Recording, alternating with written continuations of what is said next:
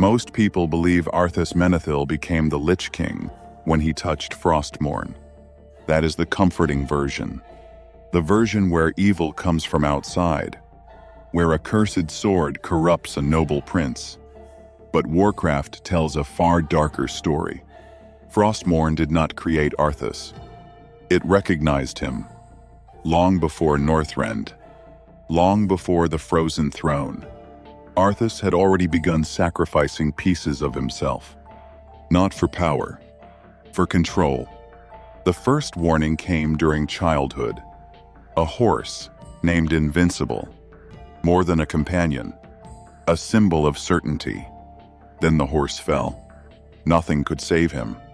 For the first time, Arthas faced something he could not control. So he ended its suffering himself. The act was merciful. The lesson was devastating. Some things cannot be saved. Some losses cannot be undone. Arthas never accepted that truth. Instead, he spent his life fighting it. Whenever reality resisted him, he pushed harder. Whenever limits appeared, he treated them as enemies. What looked like determination concealed something darker, an inability to accept helplessness. Years later, the plague exposed that weakness. There was no army to defeat, no fortress to conquer. The enemy had entered through the kingdom itself. Food, trade, civilization had become the weapon. For the first time, courage was useless, and that terrified him. Beneath the armor stood a man who could no longer tolerate uncertainty. That fracture reached its breaking point at Stratholme. Most people debate the massacre as strategy, but the true horror was different. Stratholme was the moment Arthas chose certainty over humanity. Uther warned him. Jaina questioned him. Both demanded patience, humility, the possibility that he was wrong.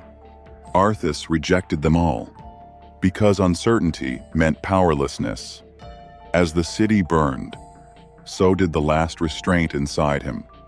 The prince, who wanted to save his people, became a man willing to destroy anything standing between himself and victory. By the time Frostmourne appeared, it was not corrupting a hero. It was welcoming someone who had already chosen the same path. Most stories portray the Scourge as an army of monsters. That description is incomplete. The Scourge was not an army. It was a system, a machine built to convert life into raw material. The plague spread less like magic, and more like a biological weapon. Through grain, through trade, through the infrastructure of civilization itself. People infected themselves. Cities infected themselves. Kingdoms infected themselves. The system did the work. Once Arthas claimed Frostmourne, his thinking changed completely. He no longer fought like a paladin. He thought like the architect of a necrotic empire. The living became resources. The dead became resources. Everyone became inventory. Every battlefield became a recruitment center. Every corpse strengthened the machine. That was Arthas's true transformation. He stopped seeing people. He saw assets, potential soldiers, potential labor, potential material. His campaigns became exercises in conversion. Villages, cities, kingdoms. Everything could be absorbed. The obsession that once drove him to save everyone became the obsession to control everyone. Cold, efficient, mechanical. The prince who once protected life began optimizing death, not because he enjoyed suffering, because suffering had become useful. That is what makes Arthas so terrifying. He was never insane, never chaotic. His decisions followed a flawless logic, a logic built on absolute control. The less humanity remained, the more efficient he became. And every victory carried him toward the same destination. Icecrown, the Frozen Throne, the place where the last remnants of Arthas Menethil would finally disappear. Most people imagine the rise of the Lich King as a fusion between Arthas and Ner'zhul. The truth is darker. Inside the frozen throne, a war was taking place. Not across continents.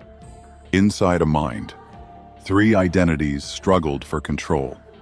Ner'zhul, the emerging Lich King, and the last fragment of Arthas's innocence, a child. For years, the battle remained hidden beneath the ice. Ner'zhul sought dominance. The child represented conscience, memory, humanity. Then Arthas made his final choice. He did not unite these identities. He erased them. The child was silenced. The memories were buried. Even Ner'zhul was destroyed. Arthas refused to share his throne with anyone.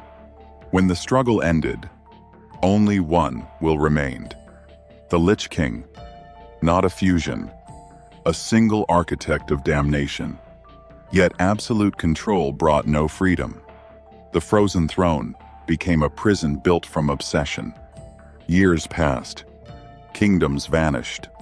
Entire civilizations fell. And at the center of it all sat a man who had sacrificed everything to escape helplessness. Then came Icecrown Citadel, the final battle, the final collapse. When the helm fell, the illusion disappeared. Beneath the armor stood the same frightened boy who once watched Invincible die. The same boy who spent his life running from loss. As death approached, he looked toward his father and whispered, "I see only darkness before me. Not victory, not glory, only darkness." Arthas sacrificed an entire kingdom to escape powerlessness, only to discover that power could never save him from himself. The Lich King did not die as a god. He died as the ultimate slave. Frozen, alone, afraid.